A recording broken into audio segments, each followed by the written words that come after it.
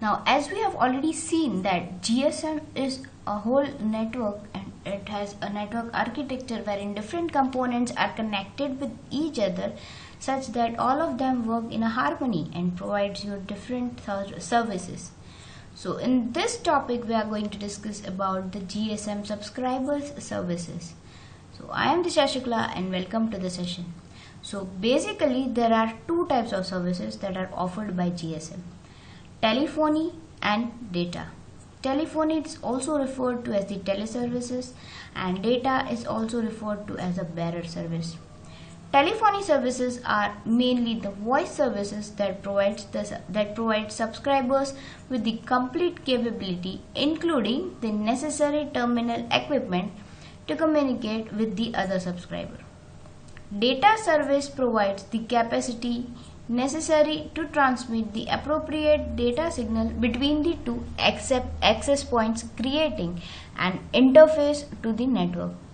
In addition to the normal telephony and emergency calling, there are some other subscriber services that are supported by GSM. Let's look at them in detail.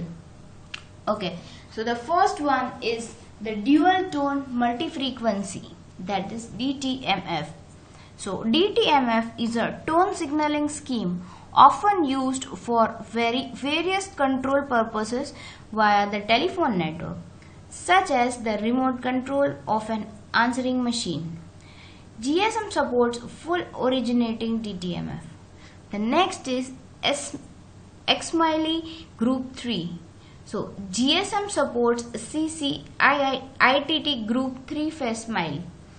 As the standard fax machines are designed to be connected to a telephone using the analog signal, a special fax converter is connected to the exchange is used in the GSM system.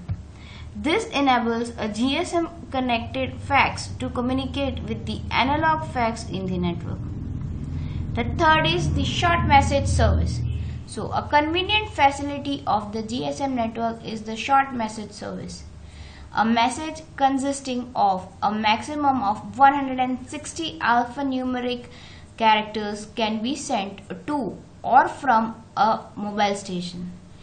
This service can be viewed as an advanced form of alphanumeric paging with a number of advantages.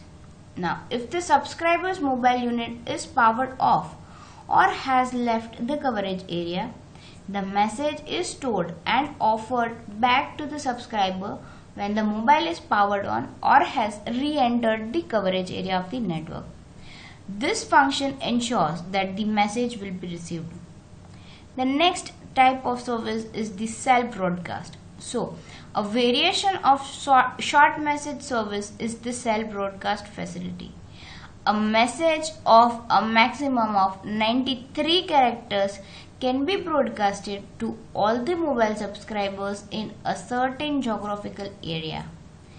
Typical application includes traffic congestion warnings and reports on the accidents. The next type of service is called the voicemail. So this service is actually an answering machine within the network which is covered by the subscriber. Calls can be forwarded to the subscriber's voicemail box and the subscriber checks for the message via a personal security code. And the last type is called the fax mail. So the fax mail with this service, the subscriber can receive the fax messages at any fax machine. So the messages are stored in a service center for which they can be retrieved by the subscriber via a personal security code to the desired fax number. So those were some of the services that GSM provides. Now moving further, we have some supplementary services also. So GSM supports a comprehensive set of supplementary services that can complement and support both telephony and data services.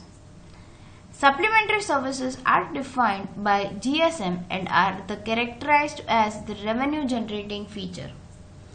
A partial listing of supplementary services follows. Call forwarding, the first thing. That is, this service gives the subscribers the ability to forward the incoming call to another number if the called mobile unit is not reachable or if it is busy, if there is no reply, or if the call forwarding is allowed unconditionally. So the next type of supplementary service is barring of the outgoing call. This service makes it possible for a mobile subscriber to prevent all the outgoing calls.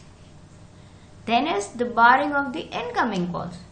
Now this function allows the subscriber to prevent the incoming calls. The two conditions for incoming calls barring exist are barring of all the incoming calls and barring of the incoming calls when roaming outside the home plan. So many of you must be using the DND functionalities, so that is called the barring of the incoming calls, wherein you provide certain users or certain mobile numbers that you don't want the calls from them, so you bar them.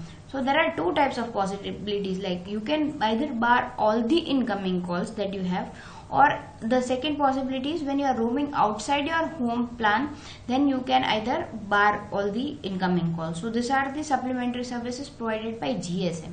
The next of its type is advice of charge or AOC. The AOC service provides the mobile subscriber with an estimate of the call charge. There are two types of AOC information.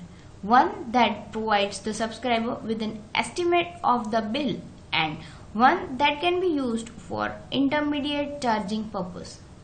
AOC for data calls is provided on the basis of the time measurement. That is, how much amount has been cost for certain data usage or the call. Such kind of you get the messages or the services from your network provider, so that is called AOC, that is advice of charge. You get to know how much does per call or the data usage costs you. The next type of service is called the call hold. Now this service enables the subscriber to interrupt an ongoing call and then subsequently re-establish the call. The call hold service is only applicable to the normal telephony. The next is call waiting. So this service enables the mobile subscriber to be noted of an incoming call during a conversation. The subscriber can answer, reject or ignore the incoming call. Call waiting is applicable to all the GSM telecommunication services using a circuit switched network. Now all of these services are the ones that you have been using daily. Now whenever you are in a conversation or whenever you are talking to someone and someone else calls you, you always see a call waiting signal. So this is a supplementary service that is provided by GSM. The next is multi-party service. So the multi-party service enables a mobile subscriber to establish a multi-party conversation, that is a simultaneous conversation between 3 and 6 subscribers. This service is only applicable to the normal telephony. The next is called the calling line identification presentation or restriction. So this service supply the called party with the integrated service digital network number of the calling party. The restriction service enables the calling party to restrict the presentation, and the restriction overrides the presentation. So calling line identification means that whenever someone is calling you, you get their number on the screen. So this is how you get the information or the identification of the caller. The restriction service enables the calling party to restrict the presentation. So if you are using a restriction service, so there will be a possibility that your number won't be shown to the other person. So this is again a service provided by GSM.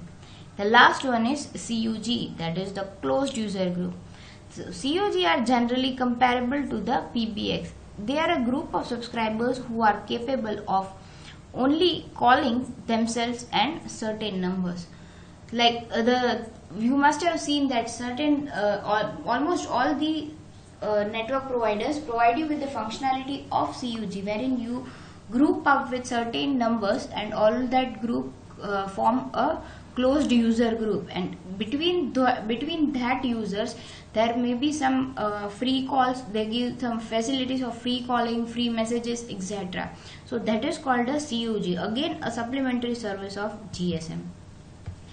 Moving forward, as you can see here that this the screen shows you the GSM voice network. Now this is how the voice network is done in the, this is how all the devices are connected to each other in the voice network. So as you can see that here you have a subscriber. Subscriber A is directly connected to the BTS, that is the base transceiver station, that is again connected to the BSC, that is the base station controller, that is further connected to the MSC, that is the mobile station switching center, and similarly it's again connected to the BSC of the B subscriber. BSC is further connected to the BTS of B subscriber, and finally the B subscriber. This is how the whole voice network is made. Moving further, now voice and the data architecture. This shows how the voice and the data architecture is done. So whenever there are data calls, there is a need of adding something called the SGSN or GGSN things, wherein you can use all those things for communicating using the data. So these are the things that have been added besides the voice architecture that we saw further. Now this is the SMSC in the GSM, that is the SMS service that we have in the GSM. So originally the core network elements supported the services, but SMS service was one of them and very important one. So the application server here is called the SMSC. The main functionality of this SMSC is to store and forward. Basically, the SMSC receives an SMS, stores it and acknowledges it back. Then it tries to deliver it. For that, it needs to receive the routing information from the HLR. If the delivery is not successful, the message is secured for a retry. The routing of empty message is done based on the information received from the HLR. So firstly, based on the message prefix, we will route the send routing information request, that is SRI request, to a responsible HLR. The HLR takes a look in its tables and finds out what MSC is currently handling the recipient. So the address, that is the global title, is returned as the network node number, that is NNN. It is possible to return both MSC and SGSN address and preference how to deliver the message. There are some more operations as the alert SCs and RMDS that have been supported. So alert service center message is used to trigger the SMSC to deliver the message to a previously absent subscriber. And report SM delivery status is sent by the SMSC to update the information about the subscriber in the HLR. Now anyway, both this architecture and the message flows are as such simpler in case of the IMS. So this is all about how what are the different services that are provided by the GSM. That is, we saw some basic services and the supplementary services that we have been using almost every day. And this is how the different architectures, that is the voice architecture for GSM, the voice and data architecture of GSM, and finally the SMS architecture in GSM works. So here, if you have any questions regarding this, you can ask me. And until then, keep learning.